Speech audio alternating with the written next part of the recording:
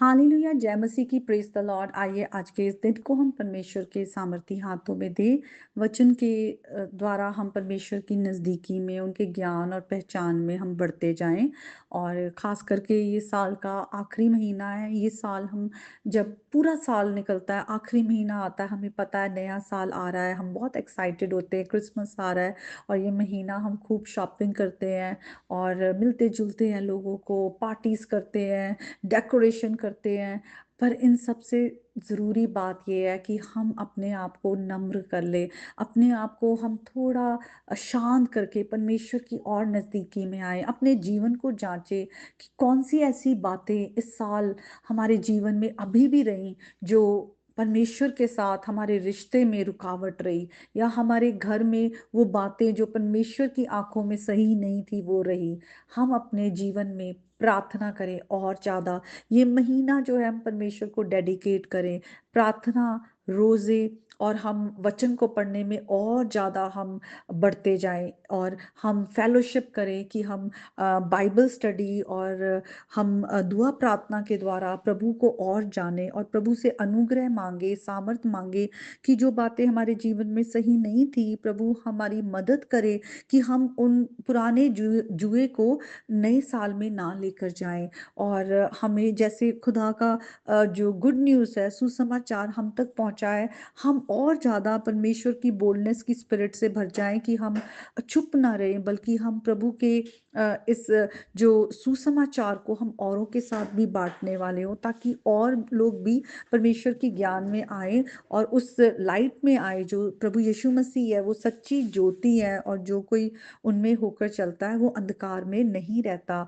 आप अपने टाइम को डेडिकेट करें कि आप परमेश्वर के साथ और ज़्यादा बहुत ही डेडिकेशन के साथ वचन को पढ़ें। अपना दिन का पहला समय परमेश्वर के साथ अ, शुरुआत करें। और परमेश्वर ने जो ऑर्डर एक बनाया है कि हम रात को समय से सोएं, सुबह जल्दी उठें, प्रभु के साथ टाइम स्पेंड करें, उसमें हम और ज़्यादा बढ़ें। नए साल में कुछ नया होना चाहिए ताकि हम और ज़्यादा प्रभु की पहचान में बढ़े, उनका उनकी जो रोशनी है वो हमारे पर और ज़्यादा चमके। तो आइए आज के वचन को पढ़ेंगे जो कि लूका की अंजील उसके फर्स्ट चैप्टर से है। और वहाँ पर हम ज़करयाह नाम के एक याजक और उनकी पत्नी एलिशबा के बारे में पढ़ते हैं। लिखा है कि वो धर्मी थे और प्रभु की सब आज्ञाओं और विधियों को मानते थे, लेकिन वो उनका कोई भी बच्चा ना था और उनकी उम्र काफ़ी हो गई थी। और जब याजकों की रीति के अनुसार ज़करयाह के नाम, जो क्योंकि वो याजक था, मंदिर में सेवा की, जो उनके नाम चिट्ठी निकली, तो जब वो मंदिर में थे तो उनके पास एक स्वर्गदूत आया और उससे कहा कि तू भयभीत ना हो, जो प्रार्थनाएं हैं तेरी वो सुन ली गई हैं, और तेरी जो पत्नी है तेरे लिए जो है एक बच्चा जो है एक पुत्र उत्पन्न करेगी, और तू उसका नाम जो है वो यूहन्ना रखना। और वो बहुत से लोगों के लिए जो है जो लोग हैं, बहुत से लोग उसके कारण आनंदित होंगे। और कुछ इंस्ट्रक्शंस दिए कि उसकी लाइफ कैसी होगी, क्योंकि वो जो है वो पहले से सेट अपार्ट होगा, वो बच्चा प्रभु के पर्पसेस के लिए, प्रभु की मिनिस्ट्री के लिए, सेवकाई के लिए, कि वो कभी भी दाखरस और मदिरा ना पिए, किसी भी तरह की जो इंटॉक्सिकेटेड ड्रिंक्स है। और लिखा है कि किस तरह से वो अपने माता के गर्भ ही में से पवित्र आत्मा से परिपूर्ण हो जाएगा, खुदा के आत्मा से, क्योंकि वो खुदा के कामों को करेगा, खुदा की रास्तों पर वो चलेगा, खुदा का जो प्लान है वो उसके जीवन में पूरा होगा। किस तरह से कि वो बहुतेरों को उनके प्रभु परमेश्वर की ओर फेरेगा।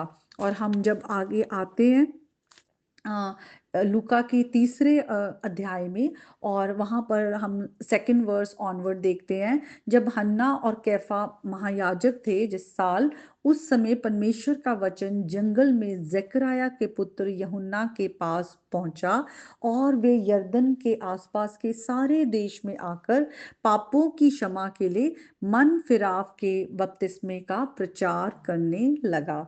तो हम देखते हैं कि जिस पर्पस के लिए उसे खुदा ने चुना था, वो आत्मा की अगुवाई में आगे आके जो जॉन द बैप्टिस्ट है, हम देखते हैं कि वो करने लगे। वो मन फिराव के बपतिस्मे का प्रचार करने लगे कि तुम अपना मन फिराओ, अपने पापों से मुड़ो। और हम आगे देखते हैं कि बहुत से लोग जो थे वो यूहन्ना के पास आया करते थे कि उनको बपतिस्मा मिले। और वो उन लोगों से क्या कहते थे, जब लोग सोचते थे कि क्या ये तो मसीह नहीं है, लेकिन वो कहते थे कि नहीं, मैं नहीं हूँ, मैं तो तुम्हें पानी से बपतिस्मा देता हूँ, परंतु जो वो आने वाला है यीशु मसीह के बारे में कहते हैं कि वो मुझसे भी शक्तिमान है, मैं तो इस योग्य भी नहीं कि उनके जूतों का बंद खोल सकूं। वे तुम्हें पवित्र आत्मा और आग से बपतिस्मा देगा। और लिखा है वे बहुत सी शिक्षा दे देकर लोगों को सुसमाचार सुनाते रहे। तो हम यहाँ पे यूहन्ना के जीवन से हमारे लिए बहुत कुछ सीखने को है।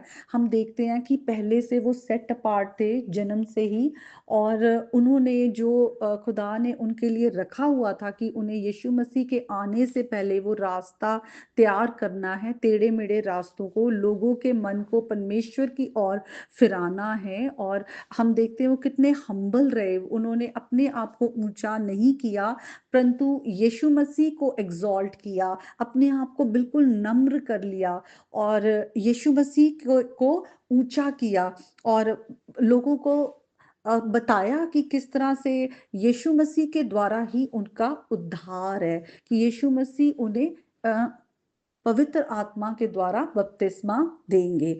तो हम उनके जीवन को देखकर आज हमारे लिए क्या सीख है। जिस तरह से यूहन्ना जो थे, उनको जन्म से पहले आत्मा से लिखा हुआ है कि वो परिपूर्ण थे और एक कॉलिंग थी, सेट अपार्ट थी। आज जब हम प्रभु यीशु मसीह में नया जन्म पाते हैं, तो हमें भी नया जन्म जब मिलता है, हम यीशु मसीह पे विश्वास के द्वारा जब हम प्रभु के आगे हम लिखा हुआ है कि हम राइचस होते हैं, हमारे गुनाहों से हमें माफी मिलती है, और हम क्या पाते हैं, खुदा अपने होली स्पिरिट से हमें भरते हैं, खुदा के आत्मा का हमें जन्म मिलता है आत्मा के द्वारा।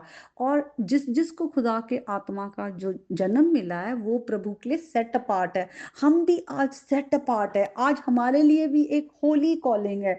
वचन में लिखा है कि हमें इसलिए बुलाया गया है कि हम प्रभु की होलीनेस में हम शेयर कर पाए, हम उसके वारिस बन पाए, और हम प्रभु के कामों के लिए चुने गए हैं कि हम प्रभु के बारे में लोगों तक जो सुसमाचार है वो पहुंचाए, कि जो उद्धार है वो सिर्फ प्रभु यीशु मसीह के द्वारा ही है। हम देखते हैं कि किस तरह से यीशु मसीह के आने से पहले जॉन द बैप्टिस्ट जो थे, उन्होंने यीशु मसीह के बारे में लोगों को तैयार किया।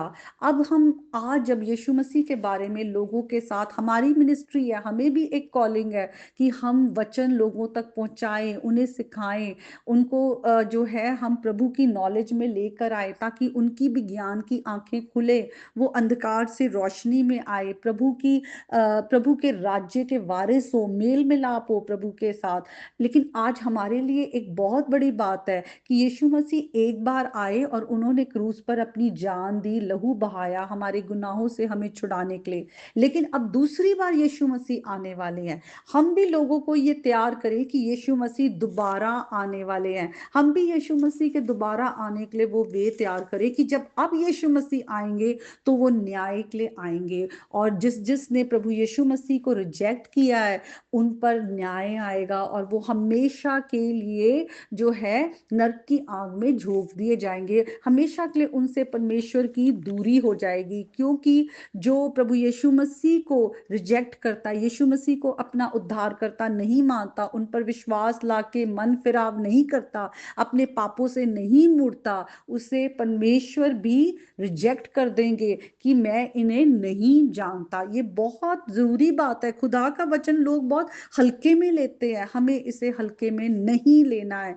जीवन और मृत्यु का सवाल है, हमेशा का जीवन और हमेशा की मृत्यु।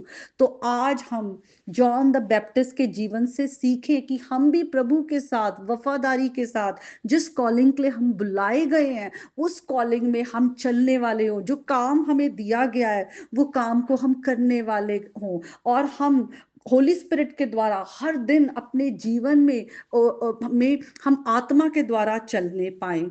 तो आज के वचन के द्वारा प्रभु आप सबको बहुत आशीष दे। आमीन।